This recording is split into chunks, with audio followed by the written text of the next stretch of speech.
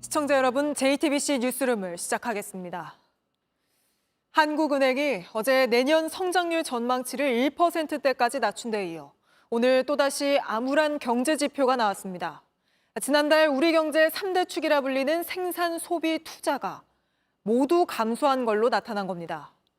5개월 만에 또 이런 지표가 나온 건데 체감은 숫자보다 더 나쁩니다. 자영업자들은 코로나 때보다 더 많이 폐업하고 있고 연말 특수도 사라졌습니다. 이런 위기감이 반영된 듯 오늘 발표된 여론조사에선 다시 경제가 부정평가 1위로 집계되기도 했는데 첫 소식 공다솜 기자가 보도합니다. 8천여 개 업체가 들어서 있는 인천 남동산단. 금속 연마기 같은 산업기계를 만드는 업체는 지난해에 이어 올해도 계약 물량 가뭄을 겪고 있습니다. 1년에 한 10대는 팔지 않았나 싶어요. 작년에는 2대 팔았고요. 요거 끝나면 이제 없어요. 또 사정이 안 좋으니까 또 발주를 많이 낼 수 있는 것도 아니고. 더 이상 버티기도 어렵습니다. 돈을 못 버니까 뭐 직원 월급 주기도 좀 그렇고 월세도 내야 되고 대출을 받아도 더 이상 이제 나올지 않을 정도 받았어요. 인근 전통시장에선 연말인데도 발길이 뜸합니다. 옛날에는 밑에 좀 김장철 되면은 이 시장 통로가 진짜 많이 찼어요. 지금 없잖아요, 사람이. 여전히 소비자들은 지갑을 열지 않습니다. 그냥 물어만 보시고 가시는 분들이 대부분이세요. 워낙 물가가 많이 올랐기 때문에 몇만 원 들고 나오면 다 쓸 것도 없다고 하시니까. 통계청은 오늘 지난달 생산, 소비, 투자가 동시에 감소했다고 발표했습니다. 이 같은 트리플 감소는 5개월 만입니다. 손에 쥔 돈이 줄어든 데다 따뜻해진 날씨에 옷이나 화장품, 가전제품 소비는 크게 줄었습니다. 특히 건설 관련 생산은 6개월째 내리막인데 이렇게 긴 기간 줄어든 건 16년 만입니다. 건설 기성도 전월비로 6개월 연속 감소이고 동월비도 6개월 연속 감소여서 건설 기성 건설업 쪽은 지금 상황이 좋지 않아 보입니다.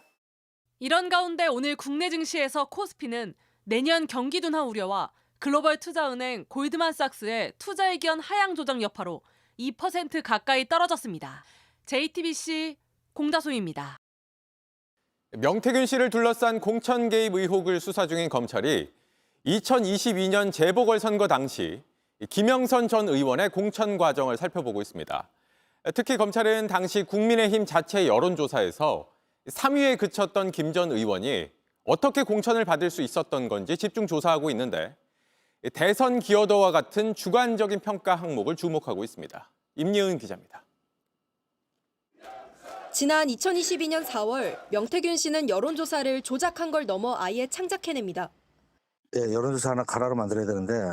네. 잘 들어요. 김영선 35, 김지수 20, 김지수가 23. 예. 장동화도 비슷하게. 예. 그다음에 김정현이 한 17. 이기는 결과를 가져오라는 이준석 대표 말을 들은 뒤 김영선 전 의원이 앞서는 보고서를 만든 겁니다. 하지만 실제 당이 자체적으로 돌려본 조사 결과는 정반대였고 이런 사실을 명 씨도 알았던 걸로 보입니다. 왜? 그것도 김정현이나 누구야 저 장동화가 붙이면 지니까 경남 여성 국회의원 김지수가 붙인 거 아니야? 기억나나? 실제 김영선 전 의원보다 김종양, 장동화 등 다른 예비 후보들이 더 앞섰던 것으로 알려져 있습니다. 명 씨는 다른 후보들이 억울했을 거라고도 말합니다. 누구야 저 김종양이는 내가 김영선 때문에 작업당해갖고 그 사람은 얼마나 억울하간다. 그걸 막고 하는 것도 지 능력이잖아. 안 그래? 다만 명 씨는 JTBC의 김 전 의원이 주관적인 평가에서 앞섰다고 주장하기도 했습니다. 대선 기여도가 높은 사람 이게 1번이에요. 지난 대선 때 김종현 한 게 없어. 이 사람은 기초단체장 떨어졌어. 그 김영선이네. 앞서 윤석열 대통령도 비슷한 말을 했습니다.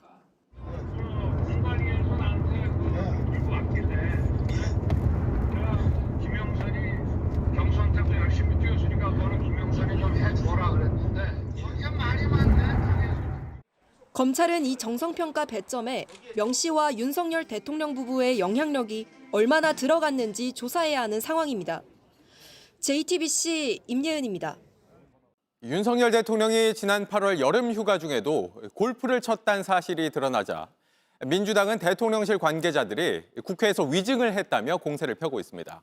또 대통령의 골프를 위해 골프장이 휴장일에 일부러 문을 열고 직원들까지 동원됐다고 주장했습니다. 이승환 기자입니다. 윤석열 대통령이 지난 8월 8일 휴가 중에 군 골프장을 이용한 사실이 확인되자 민주당은 공세를 폈습니다. 그동안 8월 24일 이전엔 골프를 친 적이 없다고 했는데 그동안의 해명이 위증이었던 겁니다. 지난 8월 24일 이전엔 골프를 친 적이 없다고 했습니다. 이는 명백한 위증입니다. 그러면서 골프장 휴장일에 황제 골프를 친 것이라고 비판했습니다. 골프장 휴장일에 대통령이 황제 골프를 치면 골프장 운영에 차질이 생깁니다. 직원들은 휴가도 못 갑니다. 국민은 안중에도 없는 윤석열 정권. 민주당은 전날 국방위에서 당시 골프장은 잔디 관리를 위해 2달에 한 번 문을 닫는 날이었는데 윤 대통령의 휴가 때문에 문을 열었다고 주장했습니다. 경호처가 열흘 전 일정을 통보해 뒤늦게 개장하게 했다는 겁니다. 대통령실에서 미리 사전에 연락해서 어거지로 문을 열게 하고 일방적으로 대통령 휴가 일정에 맞춰가지고 부랴부랴 골프장을 운영시킨 거예요. 당시 경호처장이었던 김용현 국방부 장관은 군 연관급 격려 차원에서 골프를 친 거라고 말해 논란을 키웠습니다. 내 평생에 정말 너무너무 잊을 수 없는 정말 영광된 자리다. 이런 얘기를 하면서 눈물이 걸성이었어요. 윤 대통령이 민간인이나 업자들과 한 것이 아닌데 문제될 것이 없다면서 비난받을 일이 아니라고도 했습니다. 해명 과정에서 김 장관이 고 노무현 전 대통령은 거의 매주 골프를 쳤다고 말한 데 대해 노 전 대통령 사위인 곽상원 민주당 의원은 사자 명예훼손으로 고발 조치를 검토 중이라고 밝혔습니다. JTBC 이승환입니다. 폭설이 내리더니 이번에는 강추위가 찾아왔습니다. 오늘 아침 강원도 횡성은 영하 16도까지 떨어졌고 이번에 눈이 가장 많이 온 경기 수원도 영하 5도까지 떨어져 이렇게 미처 치우지 못한 눈이 골목마다 얼어붙었습니다. 오원석 기자입니다. 유모차를 짚지 않고는 다닐 수가 없는데 눈 뭉치와 얼음 조각이 자꾸 바퀴에 걸립니다. 저쪽 다 사람이 못 다니 마당 보고. 조심히 가셔야지. 네, 감사합니다. 얼어붙은 쪽보다는 그나마 눈 쌓인 곳이 덜 미끄러울까 2번씩 내딛어가며 걸음을 옮깁니다. 최고 43cm가 쌓였던 수원. 눈 그친 지 하루가 지났지만 이면도로는 여전히 눈밭입니다. 바퀴가 빠져 오도 가도 못하고 차가 밀면 되니까 사람이. 조심해도 사고가 납니다. 미끼를 올라탔는데 못 나갔지. 제설차가 못 들어오는 작은 골목길은 사람이 치울 수밖에 없습니다. 여기 염막하시면 우리가 뿌린 거잖아요. 저 앞에 사장님이 저 앞에도 좀 뿌리고. 눈은 치웠지만 이미 젖은 도로에는 살얼음이 꼈습니다. 가파른 언덕길, 지팡이에 의지한 걸음이 조심스럽습니다. 어이구. 어머니 여기 도로 괜찮으세요? 아유 미끄럽죠. 여기 난간이 없어갖고 손잡고 다니기가 굉장히 어려워요.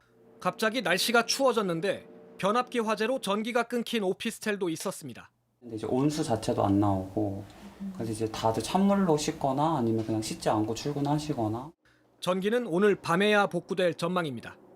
밤사이 수도권에는 또 눈이나 비가 내립니다. 내일 아침도 영하권, 미끄러지지 않게 조심해야 합니다. JTBC 오원석입니다. 걸그룹 뉴진스가 어제 기자회견에 이어 오늘은 입장문까지 내면서 소속사 어도어와 전속 계약을 해지하겠다고 재차 선언했습니다. 어도어는 계약은 유효하다고 입장을 냈는데 앞으로 계약 해지를 둘러싼 법적 분쟁이 불가피해 보입니다. 조소희 기자입니다. 하이브와 어도어가 계약을 위반하였기 때문에 계약을 해지하는 것입니다. 소속사 어도어와 결별을 선언한 뉴진스는 하루 만에 공식 입장문까지 냈습니다. 계약 해지 통지 문서에 서명했고 해당 통지가 어도어에 도달함으로써 즉시 효력이 발생했다. 계약 해지를 재차 강조했습니다. 어도어는 반박했습니다. 뉴진스가 일방적으로 신뢰가 깨졌다고 주장한다고 해서 계약을 해지할 수 없다며 계약은 유효하다고 밝혔습니다. 계약 해지가 맞냐 아니냐를 놓고도 양측은 팽팽히 맞서고 있습니다. 저희가 위약금을 내야 할 이유는 전혀 없다고 생각을 하고요. 당연히 책임은 지금의 어도어와 하이브에게 있다고 생각합니다. 뉴진스는 하이브와 어도어로부터 벗어나 자유롭게 활동을 이어갈 예정이라고 강조했습니다.